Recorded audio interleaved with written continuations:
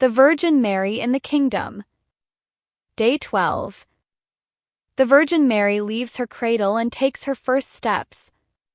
With her divine acts, she solicits God's descent to earth and calls all souls to live in the divine will. The soul to the little Queen of Heaven. Here I come again to visit you, my dear little infant Mary, in the house of Nazareth. I wish to witness the years of your tender age. I wish to offer you my hand as you take your first steps and speak with your holy mother and father Joachim. Though you have been weaned and are able to walk, little as you are, you help Saint Anne in her little tasks. My little mother, how dear and enrapturing you appear. Impart to me your lessons so that I may follow your childhood and learn from you, even in the little human actions, to live in the kingdom of the divine will. Lesson of the Little Queen of Heaven. My dear child, my only desire is to keep my child close to me. Without you I feel lonely and have no one in whom to confide my secrets. It is my maternal caring that yearns for my child to be close to me, a child who is in my heart, so that I may impart to you my lessons and make you understand how to live in the kingdom of the divine will. In this kingdom the human will cannot enter, as the light, the sanctity, and the power of the divine will besiege the human will and make it undergo continual deaths. But do you think that the human will is afflicted because the divine will keeps it in the act of continually dying? Oh no, not at all. Rather, it feels joyous, for when the human will dies to itself, the divine will is reborn and arises victorious and triumphant in the soul, bringing it endless joy and happiness. Dear child, it is enough for the soul to understand what it means to allow oneself to be dominated by the divine will and to experience it, for it to abhor its own will and prefer to be martyred thousands of times than to leave the divine will. Now, listen closely to what your tender mother wishes to tell you. I departed from heaven only to do the will of the Eternal One. Although on earth, I possessed my heaven of the divine will within me, and I was inseparable from my Creator, I also had the privilege of remaining in my heavenly homeland. Because the divine will was within me, I possessed a daughter's rightful claims to remain with them. I let myself be cradled like a tiny little child in their paternal arms and shared in all the joys, happiness, riches, and sanctity the divine persons possess. Indeed, I could take and be filled with as much as I pleased, to the point of not being able to fully contain them. The Supreme Entity was pleased in seeing that, without fear, but rather, with highest love I filled myself with their qualities, and I was not surprised that they should allow me to acquire as much as I desired. I was their daughter, one was the will, which animated us, and whatever they desired, I desired. Therefore, I felt the qualities of my father as my very own, the only difference being, I was little and could not embrace or contain all of their qualities.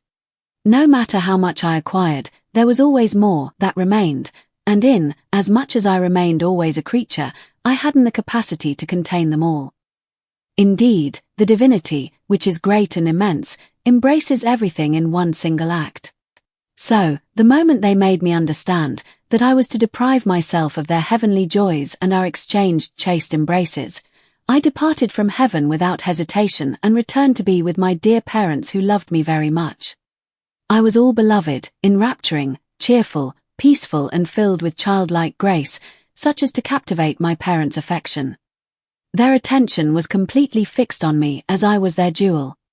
When they took me in their arms, they felt things they had not experienced before and a divine life pulsating within me.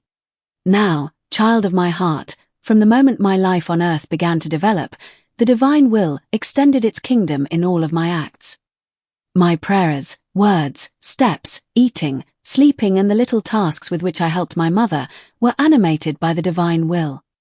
And since I always carried you in my heart, I called you, my child, into all of my acts. I called your acts to be together with mine so that, in your acts too, even the most menial ones, the kingdom of the divine will might be established. Listen to how much I loved you. If I prayed, I called your prayers into mine, so that, both my prayers and yours might receive one singular value of a divine will. If I spoke, with my words I called your words. If I walked, I called your steps. If I did little human actions.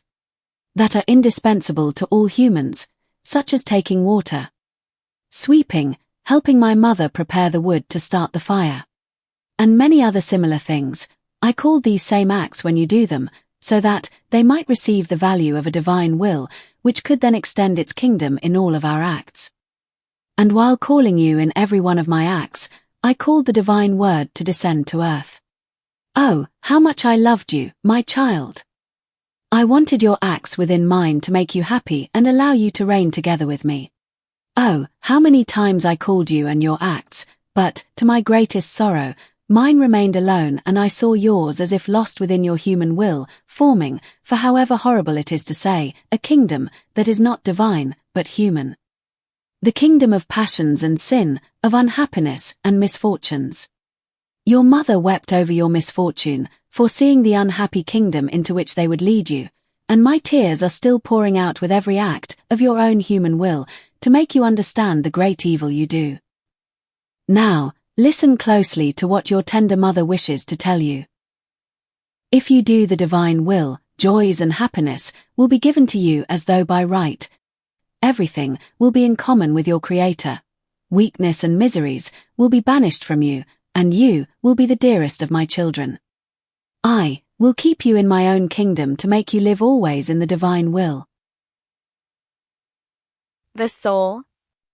Holy Mother, in seeing you cry, who can resist and not listen to your holy lessons? With all my heart I promise, I vow never to do my will ever again. And may you, Divine Mother, never leave me alone. May the power of your presence subdue my will, so that I may reign forever and ever in the will of God. Aspiration. Today, to honor me, grant me all of your acts to keep me company in my tender years, reciting to me 3 prayers of love in memory of the 3 years in which I lived with my mother, Saint Anne. Exclamation. Powerful Queen, captivate my heart and enclose it in the divine will.